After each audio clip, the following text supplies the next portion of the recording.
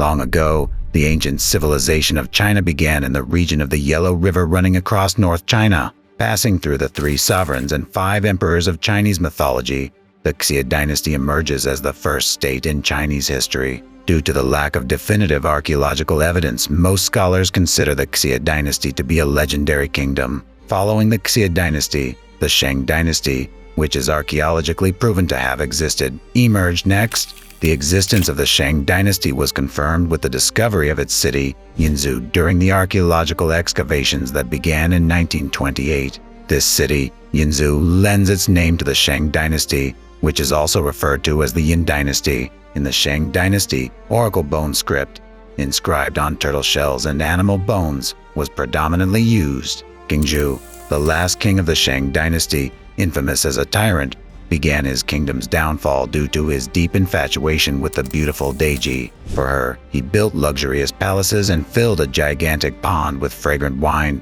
and hung abundant meat from the trees around the pond, creating a forest of meat. This led to the origin of the Chinese idiom Jikai'er Yulin, which literally means a pond of wine and a forest of meat. While the king indulged in luxury with all the treasures of the kingdom, the people suffered under the burden of heavy taxation.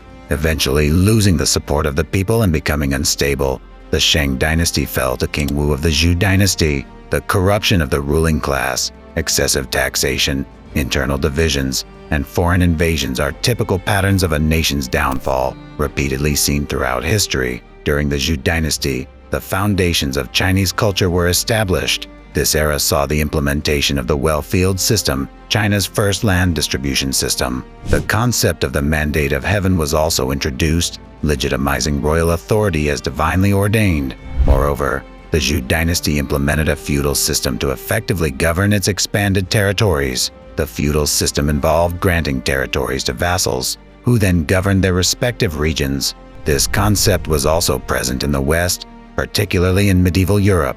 While the core of Western feudalism, especially in medieval Europe, was based on contractual relationships, the Zhou dynasty's feudal system was centered on kinship and blood ties. Royalty and meritorious subjects were appointed as feudal lords, governing their allocated territories. These feudal lords enjoyed significant autonomy within their domains. As time passed and generations changed, the blood ties between the royal family and the feudal lords gradually weakened. Gradually, the authority of the royal family diminished, leading to various feudal lords asserting their independence. This heralded the onset of the Spring and Autumn and the Warring States periods, a time that marked the dramatic and blood-stained prologue to Chinese history. Whenever life became a living hell and times of turmoil arose, the people yearned for the emergence of a hero. During the blood-drenched era of the Spring and Autumn and the Warring States periods, the 100 schools of thought emerged, heralding an unprecedented flourishing of ideas and culture. The 5 dominant states of the Spring and Autumn period are known as the 5 hegemons of the Spring and Autumn period, and the 7 powerful states that vied for supremacy during the Warring States period are referred to as the 7 Warring States. The rulers of the 7 Warring States proclaimed themselves as kings, each racing towards the singular goal of unifying all under heaven. In 221 BC, Yingzheng unified the Central Plains, marking the beginning of the Qin dynasty. His ministers, recognizing his achievement in unifying the realm, proposed that he adopt a new title befitting this new era. Consequently, Yingzheng abolished the title of king and became the first emperor, known as Qin Shi Huang. Qin Shi Huang was well aware of the chaos caused by the feudal system of the previous Zhou dynasty. Knowing that powerful local lords could challenge the central authority, he recognized the need for direct control over the provinces by the central government. This led to the introduction of a centralized administrative system known as the junction system. Under this system, the country was divided into counties and prefectures. Officials appointed by the central government were sent to these areas, ensuring direct control of the localities by the central authorities. Additionally, Qin Shi Huang began constructing magnificent buildings to proclaim the emperor's authority far and wide. The Great Wall, built with the blood and sweat of millions, stands as a prime example. Once the society stabilized somewhat after unification, Qin Shi Huang sought to control thought. He buried alive scholars who persistently criticized him and burned books that he deemed politically threatening, an act known as burning of books and burying of scholars.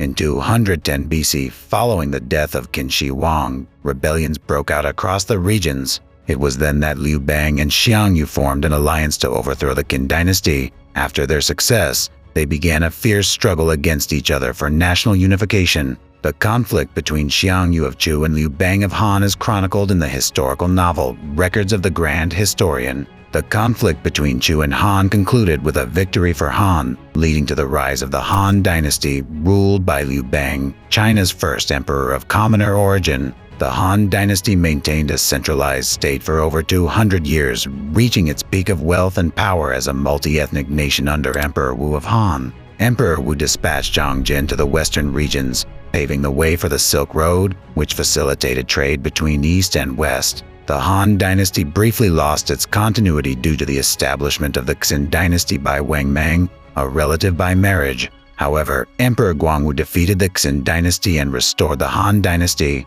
To differentiate the periods before and after the Xin dynasty, they are referred to as the Western Han and Eastern Han, respectively. While the Eastern Han initially displayed strength with territorial expansion and enhanced defense capabilities, the late Eastern Han saw growing instability due to corruption at court. Local warlords, who possessed private armies, began to wield more power than the central government, leading to accelerated decentralization. As the corruption within the nation worsened, discontented peasants sparked the Yellow Turban Rebellion, hastening the downfall of the Eastern Han. As warlords rose up like swarms of bees, the Eastern Han fragmented into the three kingdoms of Wei, Shu, and Wu. This period, famously known as the Three Kingdoms era, saw Cao Cao of Wei, Liu Bei of Shu, and Sun Quan of Wu vying for supremacy. There's a saying in Chinese history that he who holds the Central Plains holds the empire. But what exactly does Central Plains mean? Generally, it refers to the plains of the middle and lower reaches of the Yellow River,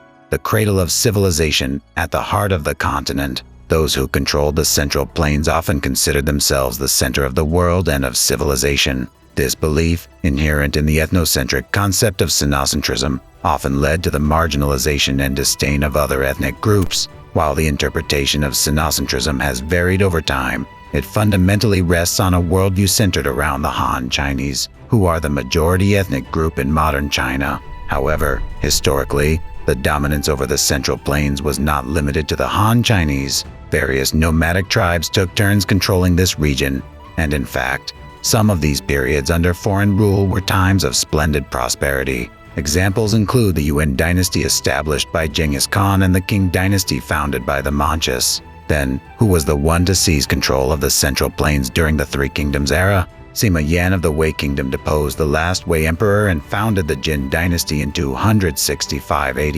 ultimately conquering Shu and Wu and ending the Three Kingdoms period. However, the unified era of the Western Jin was short-lived. The court fell into chaos due to deadly infighting among the royal family members. Moreover, when northern nomadic tribes invaded, the Western Jin collapsed. Nevertheless, the Jin lineage continued as Sima Rui established the Eastern Jin in the south. To distinguish between Sima Yan's Jin and Sima Rui's Jin, they are commonly referred to as Western Jin and Eastern Jin, respectively. Meanwhile, in the north, 5 different nomadic tribes established their own kingdoms, marking the era of the 5 barbarians and 16 kingdoms, characterized by the rise and fall of numerous regimes. This period was followed by the era of the northern and southern dynasties, where northern non-Han dynasties and southern Han dynasties alternately rose and fell. Broadly speaking, this was a time of great turmoil, spanning roughly 400 years from the collapse of the unified Han dynasty to the emergence of the unified Sui dynasty.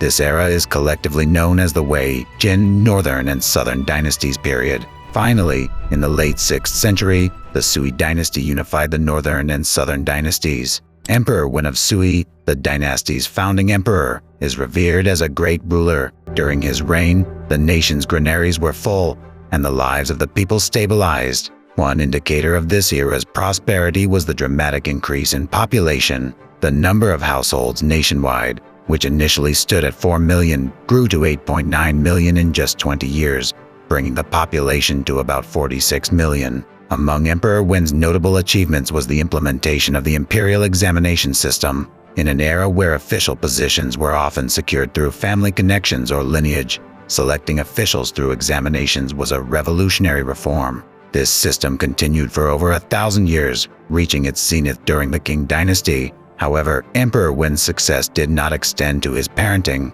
His son, Emperor Yang, ascended to the throne after committing patricide, having an affair with his father's beloved concubine. Emperor Yang squandered his father's legacy with extravagance. He indulged in luxurious palace constructions, personal theme parks for the emperor, and even built a 14-meter-long dragon boat, epitomizing his lavish lifestyle. The excessive public works projects under Emperor Yang subjected the people to dreadful forced labor and starvation. Furthermore, in an attempt to discipline the defiant Goguryeo, he embarked on a military expedition, only to suffer a devastating defeat at the hands of General Yulji Mundiuk. Despite this, Emperor Yang continued to launch repeated invasions against Goguryeo, almost as if it were an annual ritual. Ultimately, the Sui dynasty met its demise, paving the way for the golden era of the Tang dynasty. There is a recurring pattern in Chinese history where a dynasty that unifies the country after a period of chaos tends to be short-lived, followed by a flourishing successor.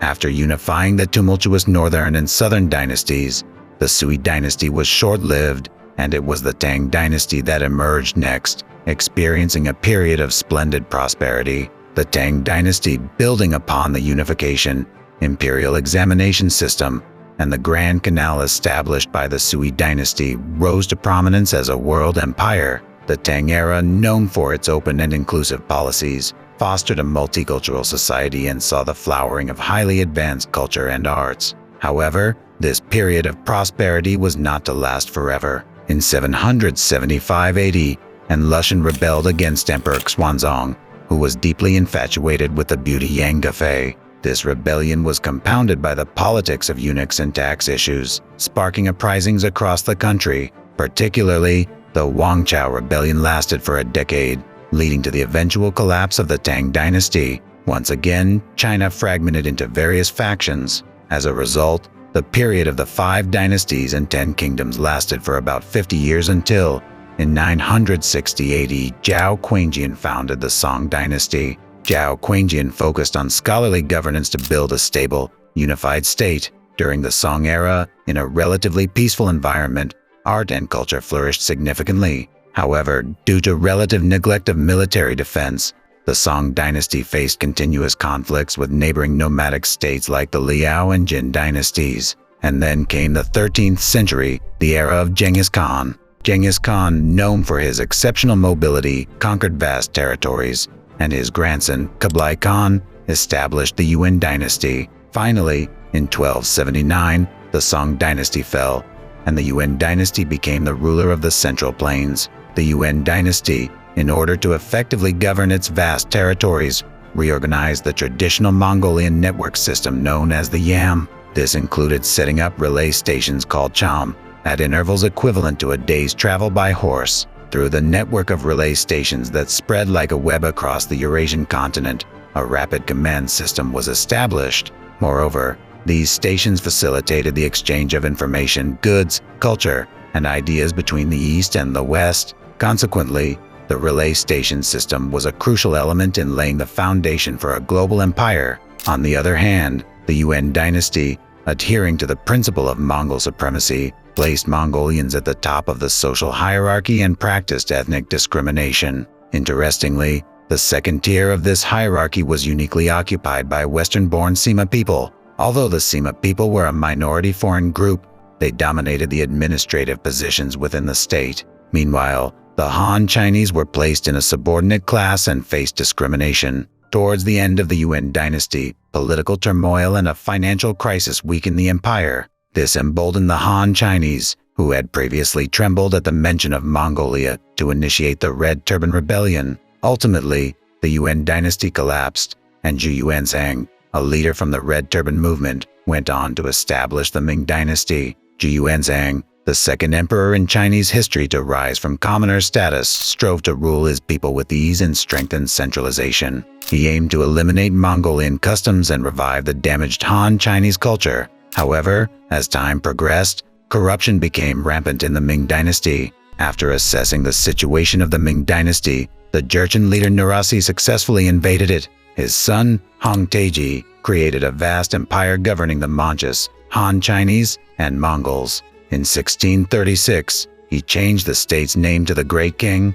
The Qing dynasty, with the Manchus as the ruling class and controlling extensive territories, was the last imperial dynasty in central China, lasting from the 17th to the 20th century. In its final years, the Qing dynasty entered a period of decline due to corrupt governance, peasant rebellions, and the incompetence of the ruling class. Adding to the woes, the influx of opium through British trade led to over 5 million addiction cases by the late 1830s. With the country overwhelmed by the epidemic, the Qing government banned the import of opium. This led to the outbreak of the Opium Wars with Britain, where the Qing were forced to surrender to the overwhelming firepower of the British. The Opium Wars represented a monumental clash between Eastern and Western civilizations, plunging the Qing dynasty into shock. The long-held belief in the centrality of Chinese civilization, known as Sinocentrism, crumbled away. Furthermore, these events marked the beginning of cracks in the balance of power in East Asia. After the end of the First Sino-Japanese War fought over the control of Korea between King China and Japan,